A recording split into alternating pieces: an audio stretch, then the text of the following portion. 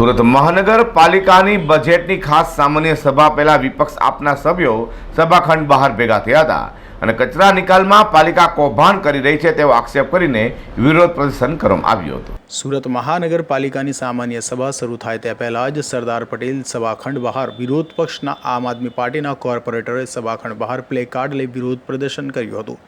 ભ્રષ્ટાચાર હટાવો પાલિકા બચાવોના પ્લેકાર્ડ સાથે વિપક્ષી સભ્યોએ વિરોધ પ્રદર્શન કર્યું હતું। આ ઉપરાંત હનુમાન ચાલીસા સાથે વિરોધ પ્રદર્શન કરીને સભામાં ખંડમાં પ્રવેશ કર્યો હતો। વિપક્ષી સભ્યોએ ભ્રષ્ટાચાર હટાવોના નારા લગાવ્યા હતા, સાથે હાથમાં પ્લેકાર્ડમાં કચરાના ઉબેર કૌભાંડ સહિતના સૂત્રો લખ્યા હતા। તેની સામે ભાજપના કેટલાક કોર્પોરેટરે કેજરીવાલ હટાવોના નારા લગાવ્યા હતા। જી, આજે બજેટ સભા હતી સુરત મહાનગરપાલિકાની 24-25ની। આજની આ સભામાં આમ આદમી પાર્ટીમાંથી ચૂંટાયેલા તમામ કોર્પોરેટરશ્રીઓ સાથે એટલે કે વિપક્ષ દ્વારા પ્લે કાર્ડ લઈને ભારતીય જનતા પાર્ટીના શાસકો અને વહીવટી પાંખનો અમે વિરોધ નોંધાવ્યો। પ્લે કાર્ડ લઈને અમે કીધું કે અત્યાર સુધી ભારતીય જનતા પાર્ટીએ અલગ અલગ પ્રકારના ભ્રષ્ટાચારો કર્યા, ગટરના હોય, પાણીના હોય, રોડના હોય, અનેકો ભ્રષ્ટાચાર કર્યા।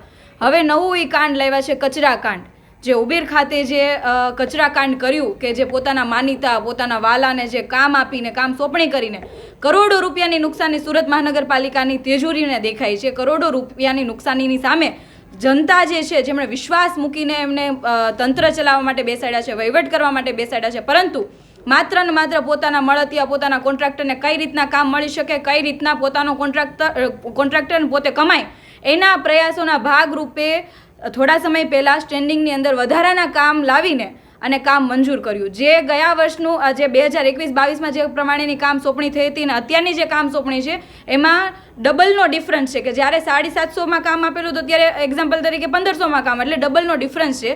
આના થકી સુરત મહાનગરપાલિકાની તેજોરીને આર્થિક નુકસાન જાય છે અને આ આર્થિક નુકસાન આમ આદમી પાર્ટીના કોર્પોરેટર અને વિપક્ષ બિલકુલ નહીં ચલાવી લે। એના માટે અમે ટકોર કરીએ છીએ અને કહીએ છીએ જે વહીવટી છે, વહીવટી પાંખ એટલે કે કમિશનરશ્રી અને ભારતીય જનતા પાર્ટીના તમામ જે શાસકો જે વહીવટ પર બેઠેલા છે તમામને કહીએ છીએ તાત્કાલિક ધોરણે આ જે કામ સોંપણી થઈ છે એમનું કામ કેન્સલ કરીને રીટેન્ડરિંગ કરવામાં આવે, કેમ કે બે વખત તમે ટેન્ડર બહાર પાડો છો અને સિંગલ ટેન્ડરર હોય છે અને સિંગલ ટેન્ડરમાં કામ સોંપણી થઈ જાય એ બિલકુલ યોગ્ય નથી। આમાં પણ કોમ્પિટિશન થવી જોઈએ અને પાલિકાને કઈ રીતના લાભ થઈ શકે એ માટેના પ્રયાસો કરવા જોઈએ। આ જે કામ છે એને કેન્સલ કરીને ફરી વખત રીટેન્ડરિંગ કરવામાં આવે અને આવું કરવામાં નહીં આવે તો આમ આદમી પાર્ટી તરીકે અને વિપક્ષ તરીકે અમે કોર્ટ સુધી જઈશું અને કમિશનરશ્રી અને શાસકોને અમે ત્યાં સુધી બોલાવીને જવાબ માંગીશું। સુરત મહાનગરપાલિકાની સામાન્ય સભા શરૂ થાય તે પહેલા જ વિપક્ષ દ્વારા કચરા કૌભાંડ લઈ જોરદાર વિરોધ કરાયો હતો। કાસવાડા સાથે અઝહર કુરેશી।